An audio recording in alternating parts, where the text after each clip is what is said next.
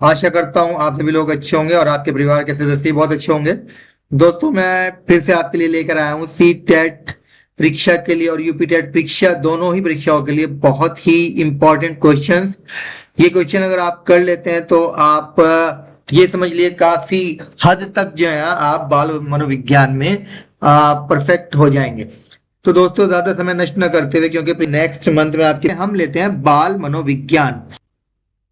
व्यवहार के कारण व्यवहार में परिवर्तन ही अधिकम है, यह कथन किसका है?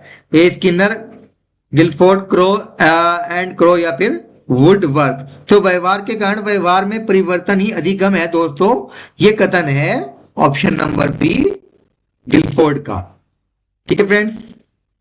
क्वेश्चन नंबर 2, प्याजे के अनुसार संज्ञानात्मक विकास की किस अवस्था में बालक वस्तु स्थायित्व यानी कि ऑब्जेक्ट परमानेंस के साथ साथ प्रतीकात्मक खेल में निपुण हो जाता है, लेकिन अभी वह तर्क में केंद्रीकरण यानी सेंट्रेशन दिखाता है? आंसर हो जाएगा दोस्तों, इसकी 4 स्टेज दिए हैं: संवेदी पेशी अवस्था, पूर्व संक्रियात्मक, मूर्त संक्रियात्मक या औपचारिक संक्रियात्मक। तो ये चारों जो अवस्थाएं हैं ये जीन पियाजे की जो संज्ञानात्मक विकास का सिद्धांत इन्होंने दिया है, इसकी 4 अवस्था है।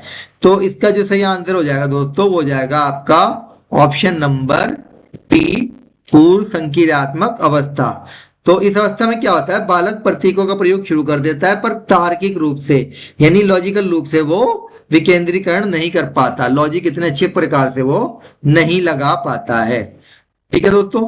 क्वेश्चन नंबर 3, थॉर्नडाइक के अधिगम के किस गौण नियम यानी सेकेंडरी लॉ के अनुसार व्यक्ति नई परिस्थिति में वैसी यानी अनुक्रिया करता है जैसे उसने पहले किसी समान परिस्थिति में की थी? जो ऑप्शन दिए हुए हैं हमें वो है बहु अनुक्रिया का नियम, आंशिक क्रिया का नियम, सादृश्य अनुक्रिया का नियम या मनोवृत्ति का नियम।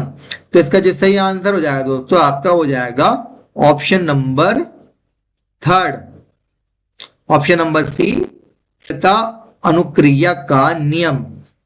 इस नियम के अनुसार पुरानी परिस्थिति में जो ज्ञान है वो नई समान परिस्थिति में व्यक्ति वो प्रयोग करता है, यानी इसके सामने जो पुरानी कंडीशन आई है उसके हिसाब से उसको ध्यान में रखते हुए वो नई परिस्थिति में अपने पूर्व ज्ञान का प्रयोग कर लेता है या करता है। ठीक है। नेक्स्ट, कोलरबर्ग के नैतिक विकास के सिद्धांत के अनुसार अच्छा लड़का अच्छी लड़की अभिविन्यास किस स्तर के अंतर्गत आता है? क्या पूर्व लौकिक स्तर, लौकिक या पारंपरिक स्तर, सी पश्च लौकिक स्तर या डी इनमें से कोई नहीं? तो इसका सही आंसर हो जाएगा आपका ऑप्शन नंबर बी, लौकिक पारंपरिक स्तर, लौकिक या पारंपरिक स्तर। तो पारंपरिक स्तर में क्या होता है, इस स्तर में जो है वो बालक सामाजिक प्रशंसा के लिए कार्य करता है। ठीक है। अच्छा लड़का अच्छी लड़की यानी अगर वो अच्छा कार्य करेगा तो अच्छा लड़का कहलाएगा, अच्छी लड़की कहलाएगा, लड़की है तो लड़की कहलाएगी। तो यानी कहना है सामाजिक प्रशंसा के लिए जब कार्य करेगा तो वो लौकिक या पारंपरिक स्तर हो जाएगा। नेक्स्ट, गहने के अधिगम सोपानिकी, गहने के अधिगम सोपानिकी यानी हायरार्की ऑफ लर्निंग के अनुसार संप्रत्य अधिगम यानी कंसेप्ट लर्निंग के ठीक बाद कौन सा चरण आता है? तो समस्या समाधान, नियम सिद्धांत अधिगम, विभेदीकरण या फिर शाब्दिक साचर्य अधिगम। तो इसका सही आंसर हो जाएगा दोस्तों आपका ऑप्शन नंबर बी, नियम अधिगम। ठीक है। गहने के जो है वो 8 स्तरों में जो है वो संप्रत्यय के बाद जो है वो नियम अधिगम और अंत में जो है वो समस्या समाधान आता है। तो गहने के ये 8 स्तर दिए गए हैं। ठीक है। नेक्स्ट, बुद्धि के द्विकारक सिद्धांत यानी कि 2 फैक्टर थ्योरी में स्पीयरमैन ने एस फैक्टर को क्या माना है? क्या सामान्य मानसिक योग्यता, अर्जित विशिष्ट योग्यता, जन्मजात क्षमता या फिर सामाजिक बुद्धि? तो इसका सही आंसर हो जाएगा आपका ऑप्शन नंबर बी, अर्जित विशिष्ट योग्यता। एस जो है वो एस फैक्टर जो है वो कारक वातावरण से अर्जित विशिष्ट योग्यता है, यानी जो वातावरण से हम अर्जित करते हैं विशिष्ट योग्यता, जबकि जी जो है वो क्या होता है, जन्मजात होती है। ठीक है, नेक्स्ट क्वेश्चन। सृजनात्मकता के मुख्य घटकों में प्रवाह, लचीलापन, मौलिकता और विस्तार शामिल है। गिलफोर्ड के अनुसार यह किसका हिस्सा है? ए अभिसारी चिंतन, बी अपसारी चिंतन, सी आलोचनात्मक चिंतन या डी तार्किक चिंतन। तो इसका सही आंसर हो जाएगा दोस्तों आपका ऑप्शन नंबर बी, अपसारी चिंतन। अब व्यक्तित्व मापन की प्रासंगिक अंतर्बोध परीक्षण यानी टेट विधि का निर्माण किसने किया था? टेट परीक्षण यानी कि थीमेटिक परसेप्शन टेस्ट जो है, इसका निर्माण किसने किया था? Option number A Hermann Rorschach, Leopold, Bellak, Murray एवं मॉर्गन या फिर आइजैक। तो इसका सही आंसर हो जाएगा दोस्तों आपका ऑप्शन नंबर सी, मरे एवं मॉर्गन। और इस टेस्ट का निर्माण किया था जो कि सन 1935 में। ठीक है, नेक्स्ट क्वेश्चन। समावेशी शिक्षा के संदर्भ में आरसीआई का पूर्ण रूप क्या है? Rehabilitation council of India, research council of India, regional centre of inclusion या रिहैबिलिटेशन सेंटर ऑफ इंडिया। तो इसका सही आंसर हो जाएगा दोस्तों आपका option number A, rehabilitation council of India. और ये जो है इसका हिंदी में नाम है भारतीय पुनर्वास परिषद, जो कि दिव्यांगों की शिक्षा हेतु कार्य करती है और उसके लिए ये उत्तरदायी है। यदि किसी बालक की मानसिक आयु 15 वर्ष और वास्तविक आयु 12 वर्ष है तो उसकी बुद्धि लब्धि क्या होगी? तो बुद्धि निकालने का जो फार्मूला होता है हमारा, आई क्यू इक्वल होता है ए अपॉन सी ए, जहां एम ए आपकी मानसिक आयु, सी है आपकी वास्तविक आयु। ठीक है दोस्तों, वास्तविक आयु है यह, और ये क्या है आपकी मानसिक, ये मानसिक आयु है, और यहां पर इंटू 100। तो मानसिक आयु कितनी है? 15। ठीक है ना, मानसिक आयु हो जाएगी 15, वास्तविक आयु हो जाएगी 12, और 100 से मल्टीप्लाई करेंगे तो यहां पर 5, 4 और यहां पर से काटेंगे 20, तो 5 इंटू 25 यानी कि 125। तो इसका सही आंसर हो जाएगा आपका ऑप्शन नंबर बी। ठीक है, सूक्ष्म शिक्षण यानी कि माइक्रो टीचिंग के भारतीय प्रतिमान में कुल कितना समय निर्धारित है? तो जो माइक्रो टीचिंग है इसका जो भारतीय प्रतिमान है उसमें जो समय हमारा निर्धारित है दोस्तों, उसका आंसर हो जाएगा आपका ऑप्शन नंबर बी यानी कि 36 मिनट। किन्नर के क्रिया प्रसूत अनुबंधन में पुनर्बलन यानी रीइंफोर्समेंट किस पर निर्भर करता है? यानी कि पुनर्बलन जो है हमारा वो, ये पुनर्बलन ये किस पर निर्भर करता है? क्या उद्दीपक की प्रकृति पर, अनुक्रिया की प्रकृति पर, परिस्थिति पर, या फिर शिक्षक की इच्छा पर है? तो इसका सही आंसर हो जाएगा दोस्तों आपका ऑप्शन नंबर बी, अनुक्रिया की प्रकृति यानी रेस्पॉन्स, अनुक्रिया की प्रकृति पर जो है वो पुनर्बलन निर्भर करता है। वाइगोत्स्की के अनुसार वह सीमा जिसमें बालक किसी कार्य को स्वतंत्र रूप से कर सकता है और वह जो दूसरों की सहायता से कर सकता है के बीच का अंतर है। तो इसके ऑप्शन दिए गए हैं आपको, मचान, स्कैफोल्डिंग, आत्मसातीकरण, समीपस्थ विकास का क्षेत्र यानी कि ZPD जिसे बोलते हैं जोन ऑफ प्रॉक्सिमल डेवलपमेंट, या फिर साम्य धारण। तो इसका सही आंसर हो जाएगा दोस्तों आपका ऑप्शन नंबर सी, तो जोन ऑफ प्रॉक्सिमल डेवलपमेंट यानी कि समीपस्थ विकास का क्षेत्र क्या होता है? वह कार्य जिसमें बालक किसी कार्य को स्वतंत्र रूप से खुद कर सकता है और वह जो दूसरों की सहायता से कर सकता है, उनके बीच का अंतर जो है वो ZPD कहलाता है। ब्लूम के संज्ञानात्मक पक्ष के वर्गीकरण में संश्लेषण यानी सिंथेसिस का नया नाम जो 2001 के संशोधन के बाद क्या रखा गया है? तो क्या रखा गया है? क्या वो मूल्यांकन करना, बी सृजन करना, सी विश्लेषण करना, या डी अनुप्रयोग। तो इसका सही आंसर हो जाएगा आपका ऑप्शन नंबर बी, सृजन करना, यानी कि क्रिएटिंग। ठीक है, एंडरसन और कर्दवाल ने संश्लेषण को क्रिएटिंग के रूप में शीर्ष पर रखा है।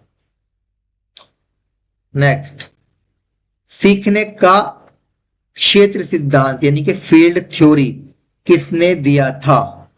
तो इसका सही आंसर क्या होगा, देखिए किसने दिया था, कोहलर ने, कर्ट लेविस, पावलोव या फिर वॉटसन। इसका सही आंसर हो जाएगा आपका option number B, Kurt Lewis.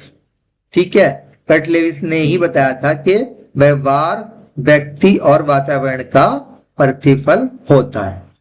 ठीक है, नेक्स्ट, अंतर्मुखी बहुर्मुखी और उभयमुखी अंतर्मुखी बहुर्मुखी और उभयमुखी व्यक्तित्व का वर्गीकरण किसके द्वारा किया गया? क्या क्रेशमर, शेल्डन, युंग या फिर स्पेंजर? तो इसका सही ऑप्शन तो इसका सही उत्तर हो जाएगा आपका ऑप्शन नंबर सी, युंग। ये इन्होंने अंतर्मुखी, बहुर्मुखी और उभयमुखी व्यक्तित्व का वर्गीकरण किया था। शिक्षण के स्मृति स्तर यानी मेमोरी लेवल के प्रतिपादक कौन है? क्या वो हर्बर्ट है, मॉरिसन है, हंट है या डेवी है? इसका सही आंसर हो जाएगा आपका ऑप्शन नंबर ए। ठीक है, यानी कि हर्बर्ट। तो हर्बर्ट ने ही जो क्या किया था, स्मृति स्तर दिया था। ठीक है, अच्छा मॉरिसन ने क्या बताया था? मॉरिसन ने बताया था बोध स्तर। ठीक है, और मैं स्मृति स्तर दिया था हर्बर्ट ने। ठीक है, और हंट ने क्या दिया था? चिंतन स्तर। ठीक है दोस्तों, चलिए नेक्स्ट क्वेश्चन। विकास कभी न समाप्त होने वाली प्रक्रिया है, यह विचार किससे संबंधित है? तो अंत संबंध का सिद्धांत, निरंतरता का सिद्धांत, एकीकरण का सिद्धांत या फिर अंत क्रिया का सिद्धांत? तो इसका सही आंसर हो जाएगा आपका ऑप्शन नंबर बी, निरंतरता का सिद्धांत। इस सिद्धांत के अनुसार क्या है कि विकास जो है वो पालने से लेकर मृत्यु तक चलता है। कब तक चलता है? पालने, यानी पैदा होने से लेकर पालने से मृत्यु तक जो है वो हमारा विकास चलता रहता है, ऐसा कहता है निरंतरता का सिद्धांत। नेक्स्ट, भारतीय संविधान के किस अनुच्छेद में 6 से 14 वर्ष के आयु वर्ग के बच्चों के लिए निःशुल्क व अनिवार्य शिक्षा का अधिकार अधिनियम शामिल किया गया है? वेरी इंपॉर्टेंट क्वेश्चन है। ठीक है, क्योंकि इस तरह के क्वेश्चन पूछ लिए जाते हैं कि 6 से 14 वर्ष के आयु वर्ग के जो बच्चे हैं उनके लिए निःशुल्क व अनिवार्य शिक्षा का अधिकार कब शामिल किया गया, कौन से संविधान के तहत? तो इसका सही आंसर हो जाएगा आपका दोस्तों नंबर डी, अनुच्छेद 21A। ठीक है, तो संविधान के जो 86 वा संशोधन किया गया था। ठीक है, 86वां संशोधन जो कि किया गया था 2002 में। ठीक है, संविधान संशोधन जो कि 2002 में किया गया था, उसके अनुसार जो है वो 6 से 14 आयु वर्ग के बच्चों के लिए जो है वो शिक्षा को निःशुल्क व अनिवार्य कर दिया गया था। ठीक है, अनुच्छेद 21A के तहत। पियाजे के अनुसार जब बालक नई सूचनाओं को मौजूदा स्कीमा में फिट करता है तो उसे क्या कहते हैं? ठीक है, ये भी वेरी इंपॉर्टेंट क्वेश्चन है। ठीक है, तो क्या उसे समायोजन यानी एकोमोडेशन कहते हैं, आत्मसातीकरण एसिमिलेशन, या फिर संतुलन या फिर संगठन? तो इसका सही आंसर हो जाएगा दोस्तों आपका ऑप्शन नंबर बी, इसे कहते हैं हम आत्मसातीकरण यानी कि एसिमिलेशन। इसके अनुसार जो है वो बालक जो है वो नई सूचनाओं को मौजूदा स्कीमा में फिट करता है। ठीक है, क्वेश्चन नंबर 21, बुद्धि का बहुबुद्धि सिद्धांत मल्टी इंटेलिजेंस थ्योरी किसने दिया था? क्या थर्स्टन, गार्डनर, बिने या फिर टर्मन? तो इसका सही आंसर हो जाएगा दोस्तों आपका option number B, Gardner sorry, Harvard Gardner. क्षमता से संबंधित है? ए पढ़ने की क्षमता, बी लिखने की, सी गणना संबंधी या डी व्यवहार संबंधी? तो इसका सही आंसर हो जाएगा दोस्तों आपका ऑप्शन नंबर ए, पढ़ने की अक्षमता।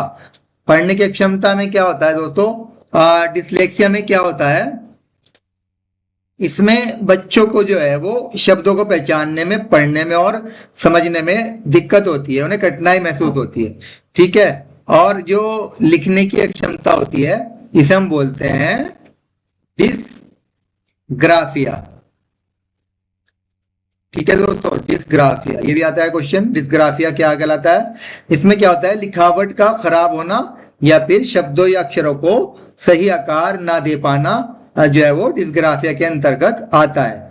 इसके बाद ये जो गणना संबंधी क्षमता जो है वो क्या कहलाती है हमारी, इसको बोलते हैं हम डिसकैलकुलिया, डिसकैलकुलिया, ठीक है।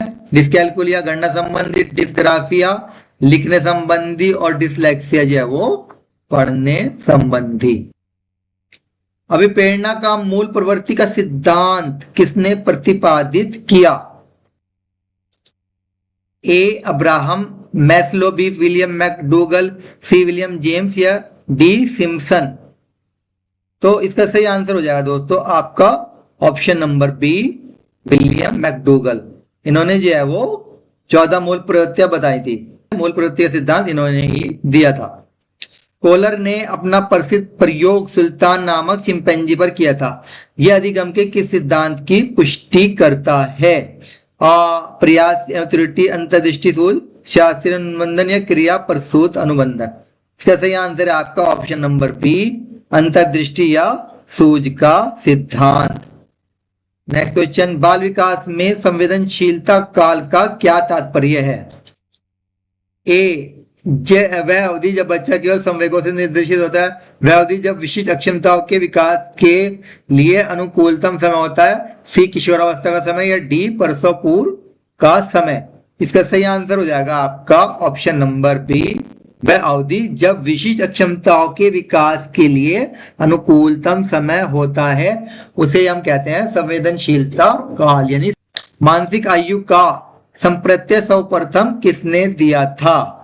तो कैस्टर ने, टर्मन ने, बिने साइमन ने या फिर कैटल ने?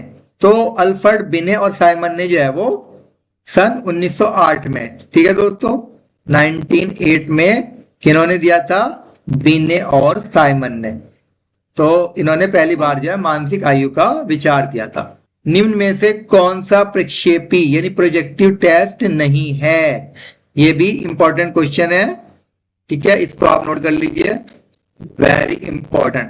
प्रोजेक्टिव टेस्ट इसमें से कौन सा नहीं है? रोशेशाही धब्बा, टीएटी, शब्द साहचर्य या फिर 16 पीएफ?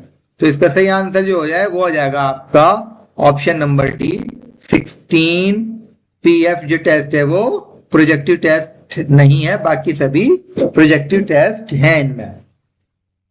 नेक्स्ट, प्रगतिशील शिक्षा के संदर्भ में लर्निंग बाय डूइंग यानी करके सीखना का समर्थन किसने किया था? जॉन डीवी, जीन पियाजे, फ्रोबेल या मारिया मोंटेसरी? इसका सही आंसर हो जाएगा आपका ऑप्शन नंबर ए, जॉन डीवी। इन्होंने ही जो है वो ये प्रयोजनवाद के समर्थक थे और इन्होंने जो है वो सबसे पहले जो है वो लर्निंग बाय डूइंग का समर्थन किया था। नेक्स्ट, बुद्धि लब्धि के मापन में 100 क्या दर्शाता है? बुद्धि, मंद बुद्धि, प्रखर बुद्धि या फिर जड़ बुद्धि? जड़ बुद्धि तो 100 से कम होती है, मंद बुद्धि भी कम होती है, और प्रखर बुद्धि जो है वो 100 से अधिक होती है काफी। तो हमारी जो 90 से लगाकर और 110 के बीच में होती है दोस्तों, वो होती है हमारी औसत बुद्धि या फिर सामान्य बुद्धि। तो इसका सही आंसर हो जाएगा आपका ऑप्शन नंबर ए, औसत बुद्धि। पावलोव के अनुबंधन प्रयोग में केवल घंटी की आवाज सुनकर लार का आना कौन सी अनुक्रिया है? तो पावलोव का जो अनुबंधन प्रयोग था उसमें घंटी की आवाज सुनकर लार का जो आना है वो उदाहरण है दोस्तों ऑप्शन नंबर बी संबंधित अनुक्रिया। ठीक, इसका बी पार्ट ले लेते हैं हम, पर्यावरण अध्ययन। पारिस्थितिकी तंत्र में 10% का नियम किसके द्वारा प्रतिपादित किया गया था? वेरी इंपॉर्टेंट, इसे नोट कर लीजिए। तो क्या ये ओडम, लिंडमैन, टेंसले या फिर अर्नेस्ट हैकल? तो जो 10% का नियम दिया था वो किसने दिया था? वो दिया था हमारा ऑप्शन नंबर रेमंड लिंडमैन। ठीक है, इसका आंसर हो जाएगा आपका ऑप्शन नंबर बी, लिंडमैन ने दिया था 10% का नियम। निम्नलिखित में से कौन सा अधिनियम छाता विधान यानी कि अम्ब्रेला लेजिस्लेशन के नाम से भी जाना जाता है? तो इसका आंसर हो जाएगा आपका, क्या वो जल प्रदूषण जल अधिनियम है, वायु अधिनियम है, पर्यावरण अधिनियम है या फिर वन्य जीव अधिनियम है? तो इसका सही आंसर हो जाएगा आपका ऑप्शन नंबर सी, पर्यावरण संरक्षण अधिनियम 1986। क्वेश्चन नंबर 33, हरित राष्ट्रीय हरित अधिकरण यानी कि नेशनल ग्रीन ट्रिब्यूनल की स्थापना भारत सरकार द्वारा किस वर्ष की गई थी? 2008, 9, 10 या फिर 12? इसका सही आंसर हो जाएगा आपका ऑप्शन नंबर सी, 2010। और ये की गई थी आपकी दोस्तों 18 अक्टूबर। ठीक है, 18 अक्टूबर 2010 को इसकी स्थापना की गई थी। बायोडाइवर्सिटी हॉट स्पॉट की अवधारणा के जनक कौन है? Norman Myers, M S Swaminathan, Walter G Rosen या जे ई लवलॉक? तो इसका सही आंसर है आपका option number A, Norman Myers. ठीक है दोस्तों, इन्होंने ही सन 1988 में जैव विविधता हॉटस्पॉट का विचार दिया था। ठीक है, और भारत में जो है वो पश्चिमी घाट और पूर्वी हिमालय इसके प्रमुख उदाहरणों में से हैं। नेक्स्ट, निम्नलिखित में से किस गैस के कारण इटाई इटाई रोग जल प्रदूषण के माध्यम से होता है? अब पहले समझ लेते हैं इटाई इटाई रोग, यानी ये जो हमने दिया है इटाई इटाई रोग क्या है ये? तो इटाई इटाई रोग जो है वो ये हड्डियों और जोड़ों में तीव्र दर्द का एक रोग है। ठीक है, यानी किसका रोग है ये? हड्डियों और जोड़ों में, हड्डियों व जोड़ों में तीव्र दर्द होता है इसमें, इटाई इटाई रोग में। ठीक है, और ये पानी में जो है वो कैडमियम की अधिकता के कारण होता है। ठीक है, तो इसका सही आंसर हो जाएगा आपका ऑप्शन नंबर बी, कैडमियम। ठीक है, वेरी इंपॉर्टेंट क्वेश्चन है, इसको भी आप नोट कर लीजिए। नेक्स्ट, भारतीय संविधान का कौन सा अनुच्छेद राज्य को पर्यावरण के संरक्षण तथा संवर्धन का निर्देश देता है? अनुच्छेद 45, 48A, 51A जी या 39A? इसका सही आंसर हो जाएगा दोस्तों आपका ऑप्शन नंबर बी, अनुच्छेद 48A। ठीक है, यही राज्य के नीति निर्देशक तत्वों के तहत जो है वो 42वें संविधान संशोधन के द्वारा जोड़ा गया था। ठीक है, और यही जो है वो भारतीय संविधान का वो अनुच्छेद है जो राज्य को पर्यावरण के संरक्षण और संवर्धन का निर्देश देता है। ठीक है, पारिस्थितिकी पिरामिड यानी इकोलॉजिकल पिरामिड की अवधारणा सबसे पहले किसने प्रस्तुत की थी? तो Charles Elton, U P Odum, Arthur Tansley या फिर रेमंड लिंडमैन? इसका सही आंसर हो जाएगा दोस्तों आपका option number A, Charles Elton. इन्होंने ही सबसे पहले इकोलॉजिकल पिरामिड की अवधारणा दी थी। मैं सारे क्वेश्चन बहुत इंपॉर्टेंट करा रहा हूं दोस्तों, आप इनको जो है वो अच्छी तरह नोट कर लीजिए ना, घोट के पी लीजिए। ठीक है, ये बहुत बहुत इंपॉर्टेंट क्वेश्चन है और इनके आने की पूरी पूरी संभावना है। ठीक है, नेक्स्ट, निम्नलिखित में से कौन सा जैव निम्नीकरण यानी बायोडिग्रेडेबल प्रदूषक है? क्या प्लास्टिक है, एस्बेस्टस है, घरेलू मलमूत्र ये सीवेज है या डीडीटी है? तो इसमें जो आपका जैव निम्नीकरण यानी बायोडिग्रेडेबल प्रदूषक है वो है दोस्तों आपका ऑप्शन नंबर सी, घरेलू मलमूत्र। चिपको आंदोलन के प्रणेता चंडी प्रसाद भट्ट और सुंदरलाल बहुगुणा थे। यह आंदोलन किस वर्ष प्रारंभ हुआ था? बहुत इंपॉर्टेंट आंदोलन है चिपको आंदोलन, ये हुआ था उत्तराखंड में। ठीक है, और उत्तराखंड के चमोली जिले में हुआ था। ठीक है दोस्तों, कहां पर हुआ था? उत्तराखंड के चमोली जिले में हुआ था ये। और कब हुआ था? ये हुआ था आपका 1973 में। ठीक है, उस टाइम ये उत्तराखंड अलग नहीं था, उत्तर प्रदेश का ही हिस्सा था। ठीक है दोस्तों, तो ये आपका इसका आंसर हो जाएगा option number B, 1973। Green house प्रभाव के लिए सर्वाधिक उत्तरदायी गैस कार्बन डाइऑक्साइड है। ठीक है, तो नंबर पे आती है। उसके बाद दूसरी सबसे महत्वपूर्ण गैस कौन सी है? देखिए पहली नहीं पूछी, लेकिन यहाँ पर दूसरी पूछी जा रही है। तो दूसरी कौन सी है? मीथेन है, क्लोरोफ्लोरोकार्बन है, नाइट्रस ऑक्साइड है, या फिर ओजोन है? इसका सही आंसर है आपका ऑप्शन नंबर ए, मीथेन। यानी ये सेकंड नंबर की जो गैस है वो जो ग्रीन हाउस इफेक्ट के लिए पर जिम्मेदार है, वो मीथेन है। ठीक है। ओजोन परत की मोटाई मापने के लिए किस इकाई का प्रयोग किया जाता है? डेसिबल, डाप्सन, पास्कल या फिर वेबर? तो दोस्तों ओजोन परत की मोटाई को मापने के लिए जिस इकाई का इस्तेमाल करते हैं हम वो है डॉप्सन यूनिट। ठीक है, ये भी वेरी इंपॉर्टेंट क्वेश्चन है, इसे भी आप नोट कर लीजिए। जो डेसिबल जो होता है ये नापता है हमारा ध्वनि की तीव्रता। ठीक है ना, ध्वनि की तीव्रता के लिए तो होता है हमारा डेसिबल। और जो पास्कल यूज होता है ये दबाव के लिए होता है, प्रेशर। ठीक है, वायुमंडलीय दबाव के लिए, वायुमंडलीय दबाव के लिए हम पास्कल का यूज करते हैं। और वेबर जो होता है ये चुंबकीय फ्लक्स के लिए होता है, चुंबकीय फ्लक्स को नापने के लिए ये यूज होता है। ठीक है दोस्तों, तो यहां पर आपका आंसर हो जाएगा डॉप्सन इकाई, यानी कि भारत का प्रथम राष्ट्रीय उद्यान कौन सा है और ये वर्तमान में किस राज्य में स्थित है? सही आंसर हो जाएगा आपका option number C, Jim Corbett राष्ट्रीय उद्यान, जो कि उत्तराखंड में है। और इसका जो पुराना नाम है दोस्तों, पुराना नाम जो है इसका वो है आपका हेली नेशनल पार्क। क्या है वो? Heli national park. ठीक है, जो कि सन 1936 में स्थापित किया गया था। ये 1936 में स्थापित किया गया था। उस टाइम इसका नाम था हेली नेशनल पार्क और अब इसका नाम है जिम कॉर्बेट राष्ट्रीय उद्यान। ठीक है फ्रेंड्स। ब्लू बेबी सिंड्रोम पेयजल में किस तत्व की अधिकता के कारण होता है? Very important question.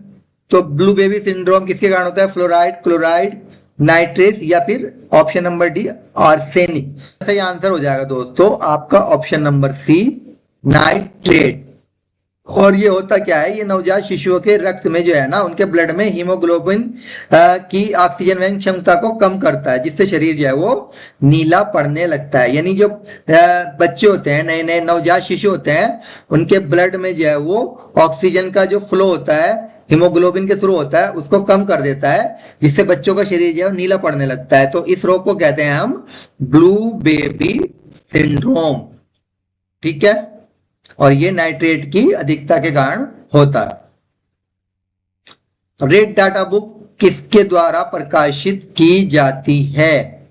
Very important. क्या WWF, IUCN, UNEP या WMO? इसका सही आंसर हो जाएगा आपका ऑप्शन नंबर बी, IUCN, यानी कि international union for conservation of nature की फुल फॉर्म हो गई international union of conservation of nature. ठीक है, निम्नलिखित में से कौन सा प्राथमिक उपभोक्ता का उदाहरण है? शेर, सांप, हिरण या फिर बाज? तो प्राथमिक उपभोक्ता का जो उदाहरण जो हो जाएगा वो हो जाएगा आपका ऑप्शन नंबर सी, हिरण। ठीक है, शुष्क हवा में नाइट्रोजन की मात्रा लगभग कितने प्रतिशत होती है? तो शुष्क हवा में जो नाइट्रोजन की मात्रा होती है दोस्तों वो होती है लगभग 78%। 21% जो होती है लगभग वो होती है आपकी ऑक्सीजन, यानी कि O2.0% होती है आपकी, 0.03% लगभग होती है आपकी CO2 यानी कि कार्बन डाइऑक्साइड, और 0.93% जो होती है वो होती है आपकी आर्गन। ठीक है, आर्गन यानी जिसे हम बोलते हैं AR। तो ये हवा में सारी गैसों का प्रतिशत दे रखा है एक तरीके से।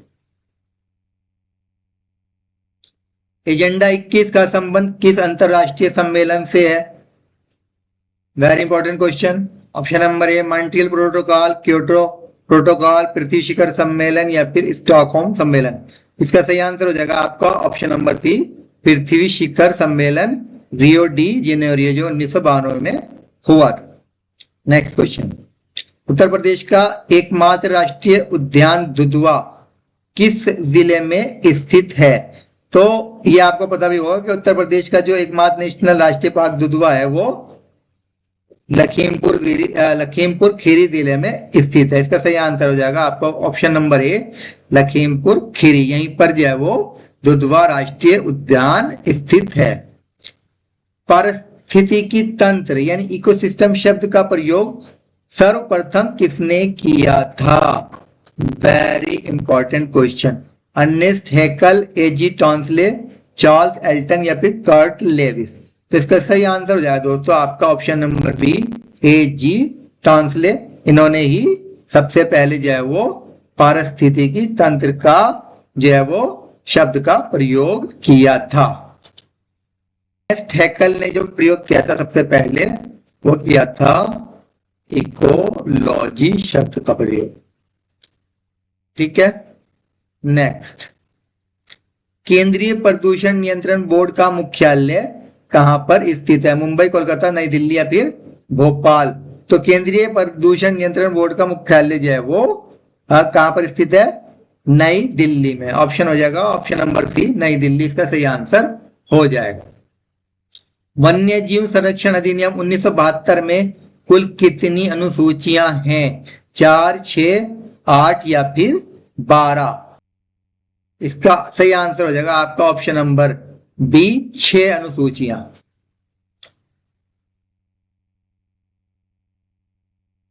मॉन्ट्रेक्स रिकॉर्ड का संबंध किससे है? ये भी बहुत इंपॉर्टेंट क्वेश्चन है। लुप्तप्राय प्रजातियों से, परमाणु कचरे से, अंतरराष्ट्रीय महत्व के आर्द्र भूमि स्थलों से या फिर मरुस्थलीकरण से। तो मॉन्ट्रेक्स रिकॉर्ड का जो संबंध है वो हो जाएगा आपका ऑप्शन नंबर सी, अंतरराष्ट्रीय महत्व के आर्द्र भूमि स्थलों से। ठीक है,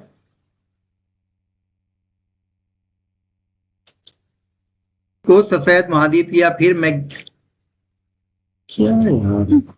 को सफेद महाद्वीप या फिर वैज्ञानिकों के लिए समर्पित महाद्वीप कहा जाता है?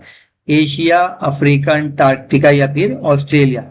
इसका सही आंसर हो जाएगा आपका ऑप्शन नंबर ए, अंटार्कटिका। क्योंकि अंटार्कटिका महाद्वीप जो हमेशा बर्फ से ढका रहने की वजह से सफेद दिखता है और यहाँ विभिन्न देशों के वैज्ञानिक जो है वो अनुसंधान, रिसर्च वगैरह के लिए आते रहते हैं। लाइकन किन दो के बीच एक सहजीवी संबंध है? ये भी वेरी इंपॉर्टेंट है। कवक और जीवाणु, शैवाल और कवक, शैवाल और ब्रायोफाइटा या कवक और विषाणु। तो इसका सही आंसर हो जाएगा दोस्तों आपका ऑप्शन नंबर बी, शैवाल और कवक। ठीक है, लाइकन में जो है शैवाल भोजन बनाता है और कवक उसे आधार व सुरक्षा देता है।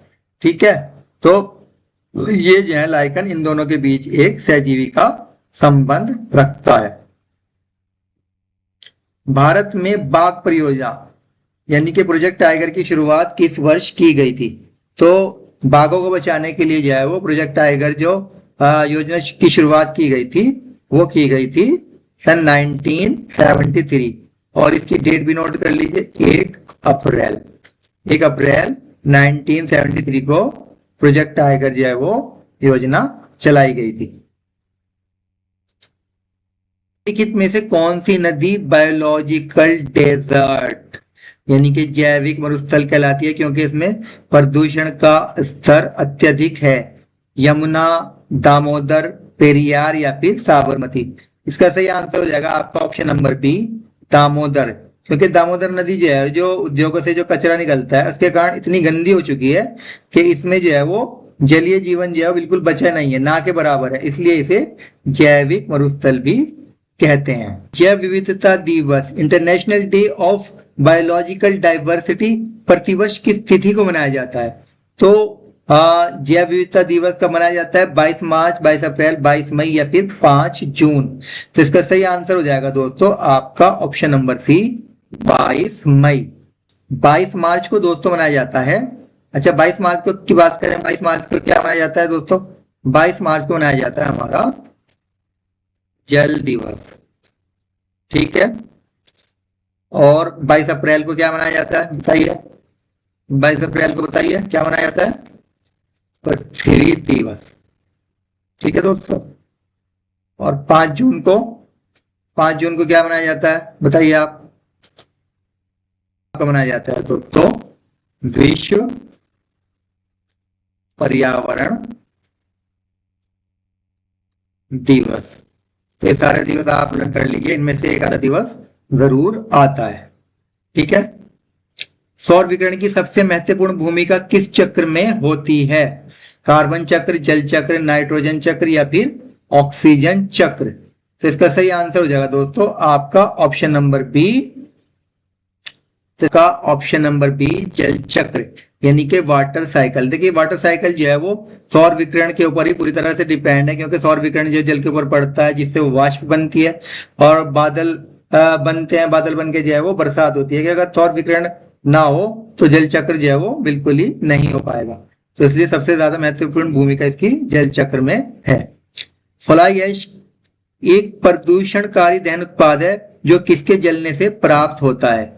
पत्थर के कोयले, बी चारकोल, सी मिट्टी के तेल या फिर डी सीएनजी।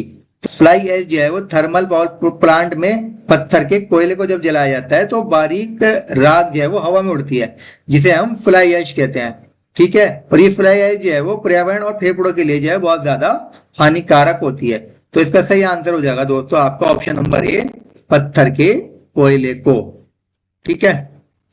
भारत के किस राज्य में लोकटक झील स्थित है? Very very important. जहां विश्व का एकमात्र तैरता हुआ राष्ट्रीय उद्यान केबुल लैमजो है। तो कौन सा राज्य है वो? असम, मणिपुर, मेघालय या फिर त्रिपुरा? तो इसका सही आंसर हो जाएगा आपका option number B, Manipur. Manipur में जो है वो लोकटक झील में तैरते हुए द्वीपों पर स्थित केमुच लामजो जो है वो दुनिया का इकलौता तैरता हुआ नेशनल पार्क है, ठीक है। और जहां पर संकटग्रस्त संगाई यानी कि डांसिंग डियर पाया जाता है, ठीक है। तो इस तरह दोस्तों ये आशा है मेरे 60 क्वेश्चन जो कि बहुत बहुत इंपॉर्टेंट है आपको पसंद आए होंगे। यदि ये मेरे क्वेश्चन पसंद आए हैं तो आप इनको प्लीज लाइक कीजिए, शेयर कीजिए और मेरे चैनल को सब्सक्राइब कर लिए, क्योंकि मैं इसी तरह की इंफॉर्मेटिव वीडियोस आपके लिए लाता रहूंगा। और हाँ, बेल आइकन को प्रेस करना बिल्कुल ना भूलें, जिससे कि मेरी आने वाली वीडियोस की जो है नोटिफिकेशन आप तक पहुंचती रहे। Thank you friends.